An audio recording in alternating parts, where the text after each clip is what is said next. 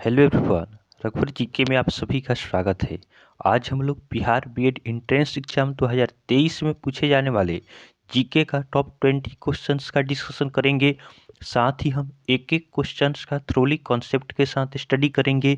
यह हमारा Bihar BEd entrance exam 2023 का 4th क्लास है, तो आप वीडियो को लास्ट तक देखें और वीडियो पसंद है तो चैनल को सब्सक्राइब जरूर करें ताकि आगे आने वाली क्लास की नोटिफिकेशन आपको मिलता रहे। तो चलिए आज का क्लास हम स्टार्ट करते हैं।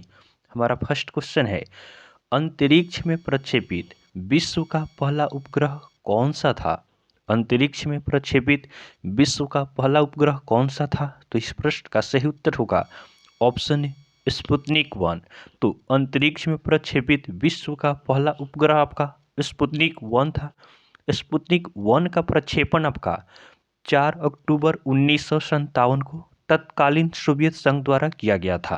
तो आप याद रखेंगे कि स्पुतनिक 1 का प्रक्षेपण आपका 4 अक्टूबर 1957 को तत्कालीन सोवियत संघ द्वारा किया गया था। नेक्स्ट क्वेश्चन है, व्यापार के उद्देश्य से पुर्तगाली ईस्ट इंडिया कंपनी की स्थापना कब की गई थी?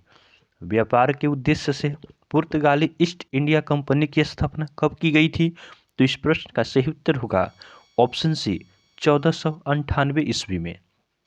तो व्यापार की उद्देश्य से आपका पुर्तगाली ईस्ट इंडिया कंपनी की स्थापना 1498 में की गई। नेक्स्ट क्वेश्चन को देखते हैं, भारत आने वाला प्रथम पुर्तगाली यात्री कौन था? भारत आने वाला प्रथम पुर्तगाली यात्री कौन था? तो इस प्रश्न का सही उत्तर होगा option B, Vasco da Gama. तो वास्को डी गामा आपका भारत आने वाला प्रथम पुर्तगाली यात्री था। वास्को डी गामा आपका 20 मई 1498 ईस्वी को कालीकट बंदरगाह पर पहुंचा। तो आप याद रखेंगे कि वास्को डी गामा आपका 20 मई 1498 ईस्वी को कालीकट बंदरगाह पर पहुंचा। वास्को डी गामा ने अपनी यात्रा में भारत और यूरोप के बीच नए समुद्री मार्ग की खोज की। उसके बाद वास्को डी गामा जिस मार्ग से भारत आया वह केप ऑफ गुड होप कहलाता है और वास्को डी गामा के नेतृत्व में पुर्तगालियों ने अपनी प्रथम व्यापारिक कोठी 1503 ईस्वी में कोचीन में स्थापित की। तो आप इन सभी पॉइंट्स को नोट करके याद कर लेंगे। नेक्स्ट क्वेश्चन है, 1505 ईस्वी में पुर्तगाली सरकार ने किसे भारत में अपना पहला गवर्नर बनाकर भेजा? 1505 ईस्वी में पुर्तगाली सरकार ने किसे भारत में अपना पहला गवर्नर बनाकर भेजा? तो इस प्रश्न का सही उत्तर होगा option C, Francisco de Almeida. तो 1505 ईस्वी में पुर्तगाली सरकार ने फ्रांसिस्को डी अल्मेडा को भारत में अपना पहला गवर्नर बनाकर भेजा। नेक्स्ट क्वेश्चन को देखते हैं, किसके द्वारा ब्रिटिश सरकार से यह मांग की गई कि भारतीय संविधान के निर्माण के लिए संविधान सभा का गठन किया जाए? तो यह किसके द्वारा मांग की गई कि भारतीय संविधान के निर्माण के लिए संविधान सभा का गठन किया जाए? तो इस प्रश्न का सही उत्तर होगा ऑप्शन है, मोतीलाल नेहरू। तो मोतीलाल नेहरू ने आपका 1924 ईस्वी में ब्रिटिश सरकार से यह मांग की कि भारतीय संविधान के निर्माण के लिए संविधान सभा का गठन किया जाए।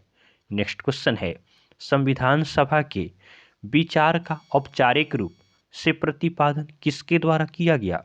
संविधान सभा के विचार का औपचारिक रूप से प्रतिपादन किसके द्वारा किया गया? तो इस प्रश्न का सही उत्तर होगा ऑप्शन बी, एम एन राय।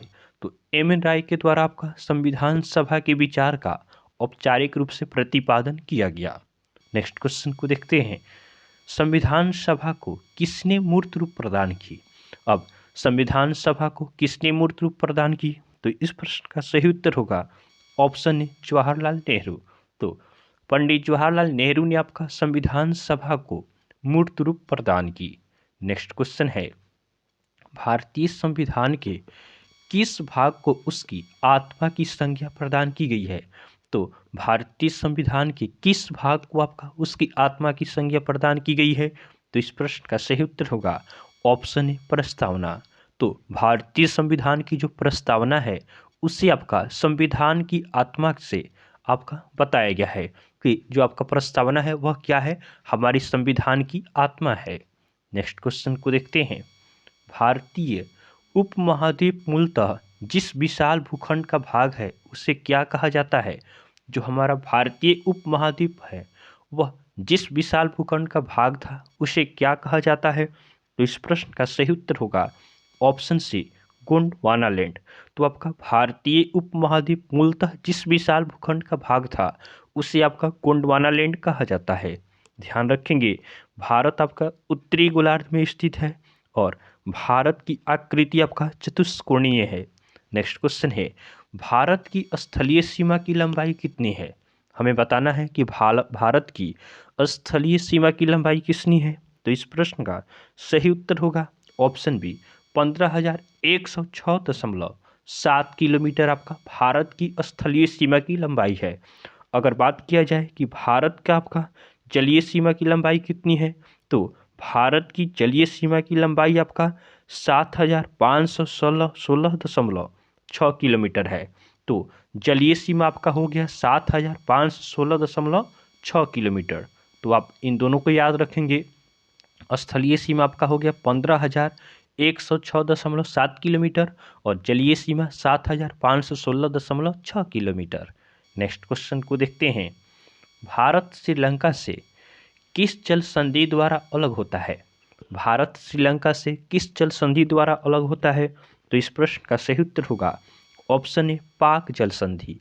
तो पाक जल संधि द्वारा आपका भारत श्रीलंका से अलग होता है। और आप याद रखेंगे कि भारत विभाजन के पूर्व भारत अफगानिस्तान सीमा रेखा का नाम आपका था डूरंड रेखा, जो अब आपका यह अफगानिस्तान और पाकिस्तान के बीच में पड़ता है। नेक्स्ट क्वेश्चन है, देश में गांवों की संख्या सर्वाधिक है। तो देश में हमारे गांव की संख्या सर्वाधिक किस राज्य में है? तो इस प्रश्न का सही उत्तर होगा ऑप्शन डी, उत्तर प्रदेश। तो उत्तर प्रदेश में सबसे अधिक आपका गांव की संख्या है।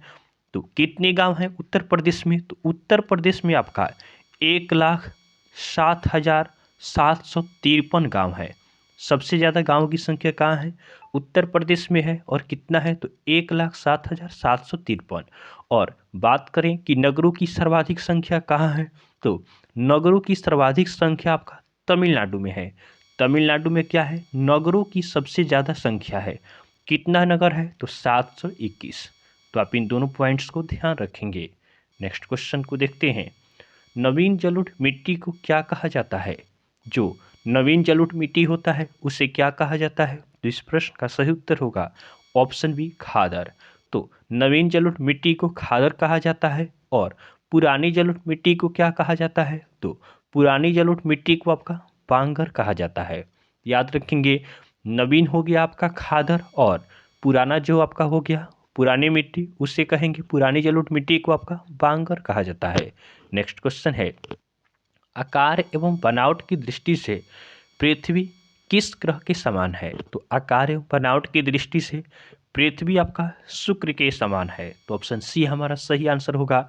हमने आपको कल ही बताया था कि आकार एवं बनावट की दृष्टि से आपका पृथ्वी शुक्र के समान है, इसलिए शुक्र को आपका पृथ्वी का बहन भी कहा जाता है। शुक्र को आपका भोर या सांझ का तारा भी कहा जाता है। शुक्र का अपना कोई उपग्रह नहीं है। नेक्स्ट क्वेश्चन को देखते हैं, सूर्य की परिक्रमा सबसे कम समय में पूरा करने वाला ग्रह है। तो सूर्य की परिक्रमा आपका सबसे कम समय में पूरा करने वाला ग्रह कौन सा है? तो इस प्रश्न का सही उत्तर होगा ऑप्शन है, बुध। तो बुध आपका सूर्य की परिक्रमा सबसे कम समय में कर लेता है। कितने दिनों में करता है? तो यह मात्र आपका 88 दिनों में सूर्य का परिक्रमा कर लेता है। और ध्यान रखेंगे कि बुध आपका सौरमंडल का सबसे छोटा ग्रह है। उसके बाद सूर्य की परिक्रमा सबसे अधिक समय में कौन करता है? यह प्रश्न उठता है कि सबसे कम समय में तो आपका बुध करता है, लेकिन सबसे ज़्यादा समय में परिक्रमा कौन करता है? तो इसका सही उत्तर आपका होगा शनि। शनि जो आपका होता है यह आपका सबसे ज़्यादा दिनों में सूर्य की परिक्रमा करता है।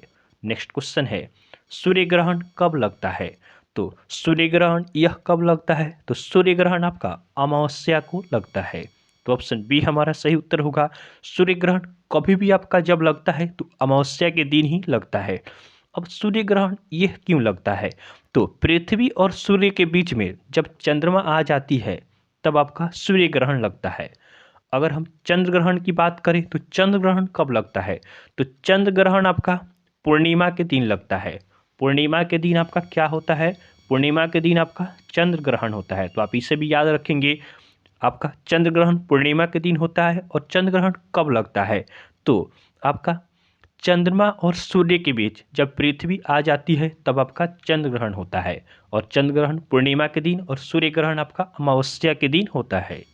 नेक्स्ट क्वेश्चन है, ग्रहों की संख्या कितनी है, ग्रहों की संख्या कितनी है, तो इस प्रश्न का सही उत्तर होगा ऑप्शन डी 8। ग्रहों की संख्या आपका 8 है। कौन कौन से ग्रह हैं, तो बुध, शुक्र, शनि, पृथ्वी, मंगल, बृहस्पति, अरुण और वरुण, ये आपके 8 ग्रह हैं। नेक्स्ट क्वेश्चन है, अंतर्राष्ट्रीय योग दिवस कब मनाया जाता है, अंतर्राष्ट्रीय योग दिवस यह कब मनाया जाता है, तो इस प्रश्न का सही उत्तर होगा ऑप्शन 21 जून। यह क्वेश्चन आपका पिछले साल एग्जाम में पूछा गया था कि अंतर्राष्ट्रीय योग दिवस कब मनाया जाता है, तो अंतर्राष्ट्रीय योग दिवस आपका 21 जून को मनाया जाता है। कब से, यह आपका 2015 से मनाया जाता है। 2015 से आपका प्रत्येक वर्ष 21 जून को अंतर्राष्ट्रीय योग दिवस के रूप में मनाया जाता है। यह पिछले साल का पूछा हुआ क्वेश्चन है। नेक्स्ट क्वेश्चन है, पटना किस नदी के किनारे स्थित है, पटना किस नदी के किनारे स्थित है, तो इस प्रश्न का सही उत्तर होगा ऑप्शन सी, गंगा नदी के किनारे। पटना जो आपका बिहार की राजधानी है पटना, ये आपका गंगा नदी के किनारे स्थित है। नेक्स्ट क्वेश्चन है, उत्तर प्रदेश की राजधानी कहाँ है, तो उत्तर प्रदेश की राजधानी कहाँ है, तो उत्तर प्रदेश की राजधानी आपका लखनऊ है। तो ऑप्शन ए हमारा सही आंसर हो जाएगा। और उत्तर प्रदेश के मुख्यमंत्री कौन है, तो उत्तर प्रदेश के मुख्यमंत्री आपका योगी आदित्यनाथ हैं। और उत्तर प्रदेश के राज्यपाल कौन है, तो उत्तर प्रदेश के राज्यपाल आपका आनंदीबेन पटेल हैं। तो आप इन सभी पॉइंट्स को याद रखेंगे। तो आज हमने आपका बिहार बीएड एंट्रेंस एग्जाम 2023 के टॉप 20 जीके क्वेश्चंस का डिस्कशन किया है। तो आपको वीडियो पसंद आया हो तो आप वीडियो को लाइक करें और चैनल को सब्सक्राइब जरूर करें। तो चलिए आज के लिए हम इतना ही रखते हैं, फिर आपसे नेक्स्ट वीडियो में मिलेंगे, तब तक के लिए धन्यवाद।